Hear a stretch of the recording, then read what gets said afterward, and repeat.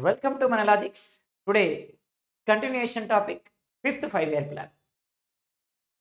So, fifth plan, కాలం ఎప్పటి నుంచి ఎప్పటి వరకు సార్? సో, నిన్న మనం 1969 టు 74 అన్నాం. Continuation. అంటే 1974 నుండి 1979 వరకు. యాక్చువల్‌గా 1974 టు 79 ఉండాలి. కానీ అన్‌ఫార్చునేట్‌లీ 1 ఇయర్ ముందు క్యాన్సిల్ అయిపోయింది. 78లో క్యాన్సిల్ అయిపోయింది. సరే 78లో క్యాన్సిల్ అయిపోవడానికి కారణం ఏంటంటే 1977, 78లో జనతా గవర్నమెంట్ వచ్చింది. 77లో జనతా గవర్నమెంట్ వచ్చిన తర్వాత వీళ్ళు ఏం చేశారంటే రోలింగ్ ప్లాన్‌ని తీసుకొచ్చారు. రోలింగ్ ప్లాన్‌ని తీసుకొచ్చారు. రోలింగ్ ప్లాన్ అంటే జనరల్‌గా మనం 5 ఇయర్ ప్లాన్ అనుకున్నాం కదా! 5 ఇయర్ ప్లాన్ అంటే మనం 5 ఇయర్స్‌కి తయారు చేస్తాము, ఇంప్లిమెంట్ చేస్తాం. సో, 5 ఇయర్స్‌కి తయారు చేసి ఇంప్లిమెంట్ చేస్తే మనం 5 ఇయర్ ప్లాన్ అంటాం. అలాగే 1 ఇయర్ ప్లాన్ అంటే 1 ఇయర్‌కి తయారు చేసి ఇంప్లిమెంట్ చేస్తే మనం 1 ఇయర్ ప్లాన్ అంటాం. అలా కాకుండా కంటిన్యూయస్‌గా మనం ఈ ప్లాన్‌ని అమలు చేస్తున్నాం. సో, కంటిన్యూయస్‌గా అమలు చేస్తాం. కానీ ఎవ్రీ ఇయర్ ఏమవుతాయంటే targets of the plans change అవుతాయి. ప్రతి సంవత్సరం ప్రణాళిక యొక్క లక్ష్యాలు మారుతుంటాయన్నమాట. అట్లా మారితే దాన్ని మనం ఏమంటామంటే రోలింగ్ ప్లాన్ అంటాం. సో, ఇది రోలింగ్ ప్లాన్. జనతా గవర్నమెంట్ తీసుకొచ్చి మధ్యలో రోలింగ్ ప్లాన్‌ని తీసుకురావడం వల్ల మనకి ఒక 1 ఇయర్ ముందుగానే క్యాన్సిల్ అయిపోయింది. 79 వరకు ఉండాల్సింది 78కి క్యాన్సిల్ అయిపోయిందనమాట ఈ ప్లాన్. అందుకని 1 ఇయర్ బిఫోర్ క్యాన్సిల్ అయిపోయినటువంటి ప్లాన్. ఒక సంవత్సరం ముందుగానే రద్దయిపోయినటువంటి ప్రణాళిక. సో, ఒక సంవత్సరం ముందు రద్దయిపోయినటువంటి ప్రణాళిక ఏంటి అంటే, సో, రద్దయినటువంటి ప్లాన్ ఏంటి అంటే మనకి ఈ ప్లాన్. ఏ plan? Fifth plan. So, plan which is cancelled 1 year before ఏమన్నామంటే ఈ ప్లాన్ అండి. సో, మనకి ఫిఫ్త్ 5 ఇయర్ ప్లాన్. మరి ఈ ప్రణాళికలో ఏమంటున్నాం సార్? సో, ఈ ప్రణాళికలో టార్గెటెడ్ జీడీపీ గ్రోత్ రేట్ ఎంత అనుకున్నాం? సో, ఎంత సాధించాలనుకున్నాం మనమంటే 4.4% సాధించాలనుకున్నాం. 4.4% సాధించాలనుకున్నాం. కానీ అచీవ్డ్ జీడీపీ గ్రోత్ రేట్, సాధించినటువంటి జీడీపీ గ్రోత్ రేట్ ఎంత అంటే 4.8%. అనుకున్న దానికంటే ఎక్కువ సాధించగలిగాం మనం. సో, కాబట్టి ఫస్ట్ ప్లాన్ తర్వాత మళ్ళీ సక్సెస్ అయినటువంటి ప్లాన్ ఏమైనా ఉంది అంటే అది fifth plan. So, first plan తర్వాత ఐదో ప్లాన్ విజయవంతమైంది. సో, విజయవంతమైనటువంటి ప్రణాళిక 4.4 అనుకుంటే 4.8 గ్రోత్ రేట్‌ని సాధించినాం మనం జీడీపీలో ఈ ప్రణాళికా కాలంలో. రైట్. సో, మరి ఈ ప్రణాళికా కాలంని మాట్లాడుకుంటే మనం ఈ ప్రణాళికలో ఔట్‌లే ఎంత ఇన్వెస్ట్ చేశాం? ఎంత ఇన్వెస్ట్ చేయాలనుకున్నాం? ఎంత పెట్టుబడి పెట్టాలనుకున్నాం? అంటే 37,250 క్రోర్స్ ఇన్వెస్ట్ చేయాలనుకున్నాం మనం. సో, ఎంత చేయాలనుకున్నామంటే సో, 37,250 క్రోర్స్ ఇన్వెస్ట్ చేయాలనుకున్నాం మనం యాక్చువల్‌గా ఈ ప్లాన్‌లో. కానీ యాక్చువల్‌గా మనం ఇన్వెస్ట్ చేసింది ఎంత? సో, యాక్చువల్‌గా మనం ఇన్వెస్ట్ చేసినటువంటి మొత్తం ఎంత అంటే అనుకున్నదైతే 37,250 క్రోర్స్. కానీ సో, ఇందులో మనం ఇన్వెస్ట్ చేసింది 39,426 క్రోర్స్‌ని మనం ఇన్వెస్ట్ చేశాం. సో, 39,426 క్రోర్స్‌ని మనం ఇన్వెస్ట్ చేయడం జరిగింది. 426 కోట్ల రూపాయలని ఇన్వెస్ట్ చేశాం. అనుకున్న దానికంటే ఎక్కువనే ఇన్వెస్ట్ చేసినాం మనం ఈ ప్రణాళికలో. ఇకపోతే రంగాల వారీగా మాట్లాడుకుంటే ఏ రంగానికి మనమైతే ఇన్వెస్ట్ చేశామంటే ఒకటి ఇండస్ట్రియల్ సెక్టార్. సో, ఈ ప్రణాళికలో అత్యధికంగా కేటాయింపులు ఈ పారిశ్రామిక రంగానికే కేటాయించినాం మనం. ఇండస్ట్రియల్ సెక్టార్‌కే కేటాయించినాం మనం. సో, 26% కేటాయింపులు జరిపాం మనం ఈ రంగానికి, ఇండస్ట్రియల్ రంగానికి. అదేవిధంగా రెండోది మనకి అగ్రికల్చర్ అండ్ ఇరిగేషన్ అంటున్నాం మనం. సో, అగ్రికల్చర్ అండ్ ఇరిగేషన్ అంటున్నాం మనం. So, agriculture and irrigation. So, agriculture, ఇరిగేషన్‌కి మనం సో, కేటాయింపులు జరిపినాం. ఎంత కేటాయింపులు జరిపినాం దీంట్లో అంటే అగ్రికల్చర్, ఇరిగేషన్‌కి మనం 22% ఇన్వెస్ట్‌మెంట్స్ చేశాం ఈ ప్రణాళికలో. అలాగే నెక్స్ట్ మనకి ఎలక్ట్రిసిటీకి కేటాయింపులు జరిపాం. సో, ఎలక్ట్రిసిటీకి కేటాయింపులు జరిపినాం మనం. సో, ఎలక్ట్రిసిటీకి వచ్చేసి మనకి జరిపినటువంటి కేటాయింపులు 19% కేటాయింపులు జరిపాం. సో, 19% ఇన్వెస్ట్‌మెంట్ చేశాం మనం ఎలక్ట్రిసిటీకి ఈ ప్రణాళికలో. సో, దీని తర్వాత మనకి రవాణా రంగానికి కేటాయించినాం మనం. సో, ట్రాన్స్‌పోర్టేషన్ రంగానికి కేటాయించినాం. రవాణా రంగానికి 18% కేటాయింపులు జరిపాం. సో, 18% కేటాయింపులు మనం రవాణా రంగానికి జరిపాం. అలాగే social services sector. Social services. Social services సెక్టార్‌కి 17% కేటాయింపులు జరిపాం.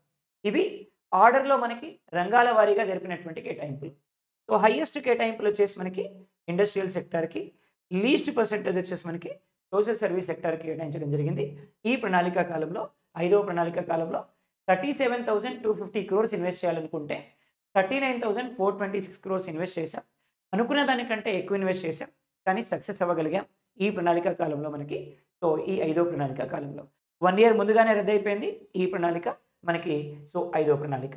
ఇకపోతే ఈ ప్రణాళికలో ఏ ఏ రంగాలకి ఎంత కేటాయించామో చూసాం మనం.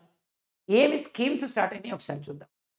సో, దీంట్లో 1974, 1975లో సో, 1974, 1975లో minimum needs programme. Minimum needs programme అంటే కనీస అవసరాల పథకం అంటాం మనం. సో, ఈ పథకాన్ని స్టార్ట్ చేశాం మనం. కనీస అవసరాల పథకం. సార్ ఏంటి సార్ కనీస అవసరాలు? ఏముంటాయి సార్ కనీస అవసరాలు? మనకి తాగడానికి నీళ్లుండాలి. నంబర్ 1. రెండోది ఎలక్ట్రిసిటీ ఉండాలి. మూడోది రోడ్స్ ఉండాలి. 4 డ్రైనేజ్ ఉండాలి. 5 శానిటేషన్ మరుగుదొడ్లు ఉండాలి. ఇవన్నీ కూడా కనీస అవసరాలు. వీటన్నిటిని కూడా ప్రొవైడ్ చేయాలి.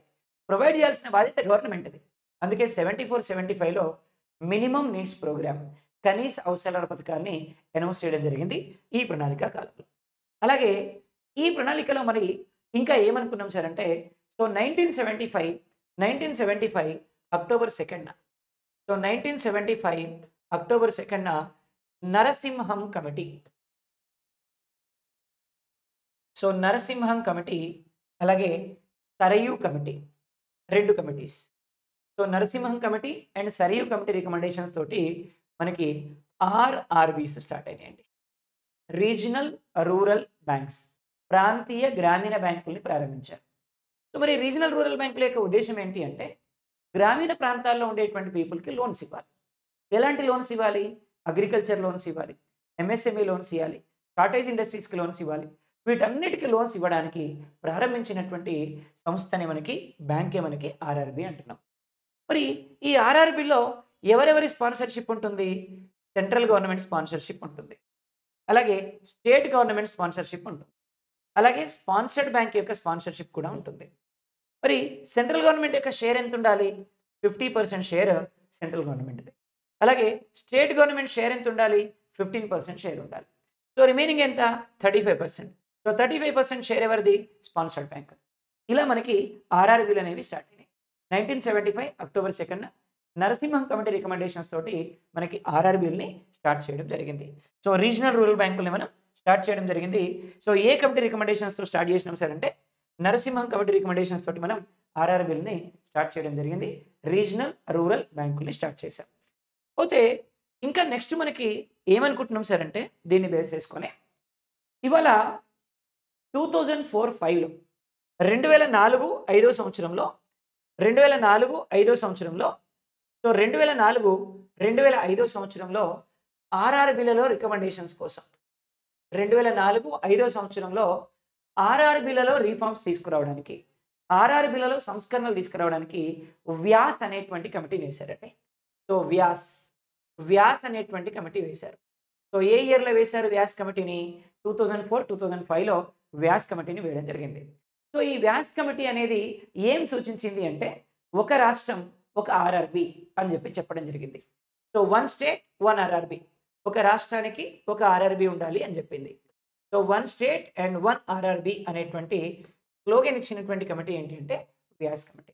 సో, ఈయన రికమెండేషన్స్‌ని బేస్ చేసుకొని 2025 జనవరిలో ఏం చేశారంటే ప్రస్తుతం ఉన్నటువంటి ఆర్ఆర్‌బీని తగ్గించాలని చెప్తున్నారు. సో, ప్రస్తుతం మనకి దేశంలో ఎన్ని ఆర్ఆర్‌బీలు? దేశంలో ప్రెజెంట్ ఆర్ఆర్‌బీల సంఖ్య ఎంత అంటే 43.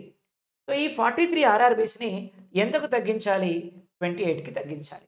అది ఏ committee recommendations? Vyas committee recommendations. 1 state 1 RRB అనేటువంటి నినాదం కోసం మనకి తగ్గిస్తున్నారు. సో, ఇక ముందు మనం ఎన్ని చూడబోతున్నాం? 28 ఆర్ఆర్‌బీస్ మాత్రమే చూడబోతున్నాం. ఇకపోతే తెలంగాణలో ప్రారంభించినటువంటి ఫస్ట్ ఆర్ఆర్‌బీ.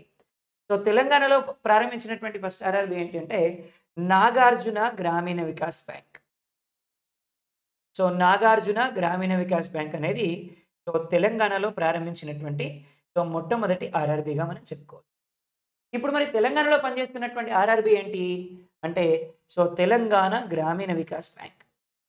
తెలంగాణ గ్రామీణ వికాస్ బ్యాంక్. ఈ తెలంగాణ గ్రామీణ వికాస్ బ్యాంకుని ఎవరు స్పాన్సర్ చేస్తున్నారు అంటే state bank of India sponsor చేస్తుంది. మరి ఆంధ్రప్రదేశ్‌లో ఉన్నటువంటి ఆర్ఆర్‌బీస్ ఏమున్నాయి సార్ అంటే, ఆంధ్రప్రదేశ్‌లో వచ్చి ఆర్ఆర్‌బీలు ఏమున్నాయంటే, ఒకటి ఆంధ్రప్రదేశ్ గ్రామీణ వికాస్ బ్యాంక్ ఏపీజీబీబీ అంటాం. రెండోది ఆంధ్రప్రదేశ్ గ్రామీణ ఆంధ్ర ప్రగతి గ్రామీణ బ్యాంక్ అంటున్నాం ఏపీజీబీ. అలాగే చైతన్య గోదావరి గ్రామీణ బ్యాంక్ అంటున్నాం. చైతన్య గోదావరి చైతన్య గోదావరి గ్రామీణ బ్యాంక్ అంటున్నాం. అలాగే నాలుగోది సప్తగిరి గ్రామీణ బ్యాంక్ అంటాం. సప్తగిరి గ్రామీణ బ్యాంక్ అంటాం. ఈ 4 బ్యాంకులు ఈరోజు ఆంధ్రప్రదేశ్‌లో ఉన్నటువంటి ఆర్ఆర్‌బీస్ అన్నమాట. Total number of RRBs in Andhra Pradesh ఎన్ని ఉన్నాయంటే 4 ఉన్నాయి. ఈరోజు దేశంలోనే అత్యధికంగా ఆర్ఆర్‌బీలు ఉన్నటువంటి రాష్ట్రం ఏది అంటే ఉత్తరప్రదేశ్ రాష్ట్రం. తెలంగాణలో ఒకటే గ్రామీణ బ్యాంక్ ఉంది. తెలంగాణ గ్రామీణ Vikas bank. State bank of India sponsor చేస్తుంది మనకి ఈ ఆర్ఆర్‌బీని. కాబట్టి ఆర్ఆర్‌బీల మీద ఖచ్చితంగా క్వెషన్ అడగడానికి అవకాశం ఉంది. సరియు కమిటీ రికమెండేషన్స్ తోటి, నరసింహన్ కమిటీ రికమెండేషన్స్ తోటి ఆర్ఆర్‌బీలు 1975 అక్టోబర్ 2న భారతదేశంలో ఎస్టాబ్లిష్ అవ్వడం జరిగింది. ఇది మనకి 1975లో వచ్చినటువంటి ఆర్ఆర్‌బీస్‌గా చెప్పుకోవచ్చు మనం. ఇంకా మరి ఏం జరిగింది సార్ 1975లో అంటే ఐటీడీఏలు స్టార్ట్ అయినాయండి. 1975లో ఐటీడీఏలు స్టార్ట్ అయినాయి. ఇండియన్ ట్రైబల్ డెవలప్మెంట్ ఏజెన్సీ అంటున్నాం. భారతదేశంలో ఉండేటువంటి ట్రైబల్స్‌ని ఎంకరేజ్ చేయడం కోసం, వాళ్ళు ప్రొడక్షన్ చేసినటువంటి గూడ్స్‌ని ఎక్స్‌పోర్ట్ చేయడం కోసం, మార్కెట్ చేయడం కోసం ఐటీడీఏలు స్టార్ట్ అయినాయి. Indian tribal development agency. ITDA Utnoor, ITDA Rampachodavaram, ITDA Bhadrachalam, ఇవన్నీ కూడా. వీటి యొక్క ఉద్దేశ్యం ఏంటి? ట్రైబల్స్ యొక్క ఎకనామిక్ స్టేటస్‌ని పెంచాలి. అలాగే ట్రైబల్ స్టూడెంట్స్‌కి ఎడ్యుకేషన్‌ని ప్రొవైడ్ చేయాలి అనే ఉద్దేశంతోటి ఈ ఐటీడీఏలని స్టార్ట్ చేయడం జరిగింది. 1975లో స్టార్ట్ చేశారు మనకి ఐటీడీఏస్‌ని. అలాగే ఇంకా మనకి ఏం స్టార్ట్ అయింది సార్ అంటే 1975లో ఐసీడీఎస్‌ని స్టార్ట్ చేశారు. ఇంటిగ్రేటెడ్ చైల్డ్ డెవలప్మెంట్ స్కీమ్ అంటాం. ఇంటిగ్రేటెడ్ చైల్డ్ డెవలప్మెంట్ స్కీమ్ అనేది ఇవాళ మన అంగన్వాడీ సెంటర్స్‌కి సంబంధించింది. ఎవరైనా ప్రెగ్నెంట్ ఉమెన్ కనుక ప్రెగ్నెంట్ అయిన తర్వాత ఐసీడీఎస్‌లో రిజిస్ట్రేషన్ చేసుకుంటే ఆమెకి బెనిఫిట్స్ అన్నిటిని ప్రొవైడ్ చేస్తారు. డైలీ 200 ml పాలు, ఒక పూట పుష్టికరమైనటువంటి భోజనం, అదేవిధంగా ఆమెకి డైలీ ఒక ఎగ్ డెలివరీ అయ్యి తర్వాత లాక్టింగ్ పీరియడ్ అయిపోయేంత వరకు. అదేవిధంగా ఆమెకి 3 ట్రైమిస్టర్స్‌కి కలిపి మాతృత్వ సహయోగ యోజన అనేటువంటి స్కీమ్ కింద 6000 రూపీస్. ఈ బెనిఫిట్స్ అన్నిటిని కూడా ఐసీడీఎస్ కింద ఇస్తారు. ఎప్పుడైతే ఒక ఉమెన్ ప్రెగ్నెంట్ అయిందో తను రిజిస్ట్రేషన్ చేసుకున్న తర్వాత అంగన్వాడీ సెంటర్స్‌లో ఈ ప్రోగ్రామ్ కింద రిజిస్ట్రేషన్ చేసుకోవాలి. ఈ బెనిఫిట్స్ అన్నిటిని ప్రొవైడ్ చేస్తారనమాట. అలాగే ఇదే 1975లో మనకి ఎన్టీపీసీ స్టార్ట్ అయింది. National thermal power corporation. National thermal power corporation కింద ఏం పనిచేస్తాయి సార్ అంటే ఎన్టీపీసీ కింద ఏం పనిచేస్తాయంటే ఒకటి ఎస్టీపీఎస్లు పనిచేస్తాయి, 2 యూఎంపీపీలు పనిచేస్తాయి. ఎస్టీపీసీ అంటే సూపర్ థర్మల్ పవర్ స్టేషన్స్ అంటాం. యూఎంపీపీ అంటే అల్ట్రా మెగా పవర్ ప్లాంట్స్ అంటాం. ఎస్టీపీఎస్లు అంటే ఏంటి సార్ అంటే మనకి 1000 మెగావాట్. 1000 మెగావాట్ వరకు ఎలక్ట్రిసిటీని ప్రొవైడ్ చేయగలిగితే దాన్ని మనం ఎస్టీపీఎస్లు అంటాం. అలాగే యూఎంపీపీ అంటే 4000 మెగావాట్స్. 4000 మెగావాట్స్ వరకు ఎలక్ట్రిసిటీని ప్రొడక్షన్ చేయగలిగితే దాన్ని మనం యూఎంపీపీలు అంటాం. ఈ రెండు కూడా మనకి దేని కింద పనిచేస్తాయి అంటే ఎన్టీపీసీ కింద పనిచేస్తాయి. ఎన్టీపీసీ 1975లో మనకి ఎస్టాబ్లిష్ అవ్వడం జరిగింది. అదేవిధంగా ఇదే ఇయర్‌లో 1975లో మనకి కోల్ ఇండియా లిమిటెడ్ ఎస్టాబ్లిష్ అయింది. కోల్ ఇండియా లిమిటెడ్ అంటున్నాం మనం. కోల్ ఇండియా లిమిటెడ్‌ని మనం ఎస్టాబ్లిష్ చేసినాం. కోల్ ఇండియా లిమిటెడ్‌ని ఇదే ఇయర్‌లో స్టార్ట్ చేయడం జరిగింది 1975లో. అదేవిధంగా 1975లో ఇందిరాగాంధీ.